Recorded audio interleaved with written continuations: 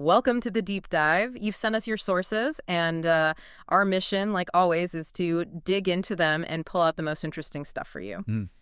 Today, we're diving into something, well, pretty unique. It's a collision of worlds. Scotch whiskey and Shakespeare's Macbeth. Yeah, the source you sent, that blog post on Whisky.dk, it outlines this collectible series of single malts. Each one is actually inspired by a character from the play. It's quite something. It really is. And what jumps out immediately is just how creative it is, right? Absolutely. It's way more than just, sticking a label on a bottle. This is a proper interpretation of a literary classic through whiskey. And they've got some serious talent involved. Totally. We're talking about Lexi Burgess and the design studio Livingstone kicking things off. Then you've got the whiskey makers, Elixir Distillers. And the writer Dave Broom, a big name in whiskey. A very big name. And the illustrator, Sir Quentin Blake, wow. Yeah, it's a real powerhouse team. Yeah. So I guess our goal today is to kind of unpack how this whole unusual idea came together. Exactly. And explore the thinking behind turning characters into whiskey.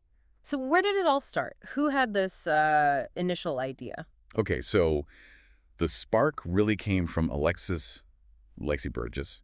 He runs a design studio, Livingstone, and apparently this Macbeth series was actually the launch project for his new company. Oh, interesting. So high stakes from the start. Seems like it. And he's not new to this world. He's a veteran in whiskey design. His inspiration came from seeing parallels within the whiskey industry itself. Parallels with Macbeth. What kind of parallels? Well, he started noticing the histories, the different distillery identities, the passionate people, and also the stories of collaboration, but also pretty fierce competition. Allegiances, rivalries. Which, yeah, when you put it like that, absolutely echoes Macbeth. Ambition, power, betrayal, it's all there. Exactly. So Burgess had this sort of aha moment. He saw the play's structure, its huge cast of characters, and thought, hang on, this could be a framework for a whiskey series. Yeah, his idea was to, and I think this is a quote, cast characters from across Scotland, bright to dark, light to heavy, from every class and realm at different ages. Yeah. Each one represented by a different scotch. That's a wonderfully imaginative starting point, isn't it? Just, casting whiskeys. It really is. But then, of course, you have the big question. How do you actually do that? How do you translate literature into, liquid? Right. And that's where the writer comes in, Dave Broom. Exactly. Dave Broom. Huge name, as you said. He was brought in specifically to write these character portraits for each whiskey. And apparently he's a massive Macbeth fan himself, a lifelong devotee. Okay, so he knows the play inside out. Right. And what's clever is how he approached it. He didn't just, randomly assign whiskeys. He really studied the play, looked at key speeches. He considered possible geographical links within Scotland, although the source doesn't go deep on that. But crucially, he tried to find distilling and blending analogies that match the essence of each character. Finding whiskey analogies for personalities. How do you even start? How do you map character traits onto, flavor? Yeah, that's the real challenge, isn't it? And you had to think about how the whiskeys would work together, like an ensemble cast, Right, like a coherent collection. Yeah, but still making sure each one felt distinct based on maybe their status in the play or their physical presence or their sort of emotional state. And the source gives us some clues about his flavor categories, which tie directly into the play's themes. Like smoke, for instance. He used smoke to represent wildness, danger, the dark side. Yeah, which makes perfect sense for Macbeth, right? That sense of chaos, doom. Smoky notes really capture that. Definitely. And then rich sherried whiskeys. He linked those to blood and gore. Which is pretty potent for listeners maybe less familiar. Sherried whiskey means it's matured in casks that previously held sherry wine. Right, giving it those rich, fruity, often darker flavors. Yeah, and you can see how those intense, maybe dark fruit notes could evoke something as dramatic as blood that's quite visceral. It really is. And then on the flip side... he used refill American oak casks to signify light and goodness. He described those flavors as golden, honeyed, soft, gentle, sweet. And refill means the cask has been used before, so the oak influence is gentler. Exactly. So you get this spectrum. The intense smoke for darkness, the rich sherry maybe for the violence, and then these lighter, sweeter notes for goodness. It maps the play's moral world onto flavor. That's incredibly clever. And it must have given the whiskey makers, Elixir Distillers, a really solid starting point. Oh, absolutely.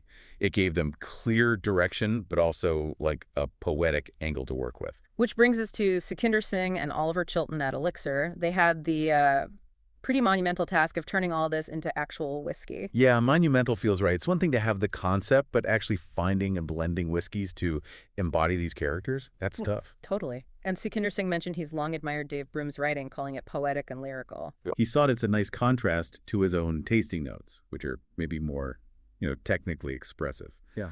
So it suggests a good synergy there. Yeah, sounds like a real meeting of minds. So how did Broom's character notes actually guide Elixir in choosing the whiskeys? Well, the interesting thing is Broom's writing wasn't too specific. It gave clear flavor directions like the smoky versus honeyed idea, but it also left room for Elixir to interpret.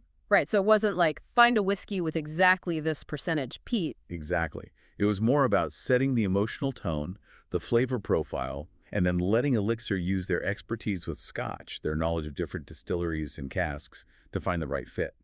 Okay, so they could navigate the huge variety of Scotch whiskey to find expressions that matched those archetypes Broom laid out. Precisely. The source mentioned some of the results, like choosing peated versus non-peated, or whiskeys that were more vegetal and herbaceous versus ones that were darker, duskier. You start to get a sense of the range they must have looked at. Peated, for those who don't know, is that smoky flavor from drying barley over peat fires. Right. So that flavor map from Broom was the key starting point. Then Elixir could get into the details about distillery character, maturation type, to really craft that narrative in the glass. It's fascinating. And then there's another layer, Sir Quentin Blake, his illustrations. Yeah, his involvement is pretty amazing, especially because apparently he wasn't sure about the project at first. Oh, really? What changed his mind? It was the specific idea of drawing the Macbeth characters as anthropomorphic birds.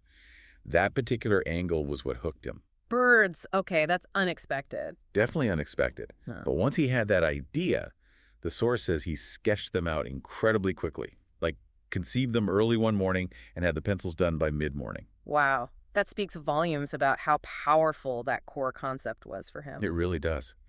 And he talked about being fascinated by birds since childhood. He mentioned how, because they walk on two legs, you can depict them with human-like qualities without needing to draw specific human faces. Ah, I see. So it's not about making Macbeth look like a specific actor who played him. Yeah. It's more symbolic, capturing the essence of the character through the form of a bird. Precisely.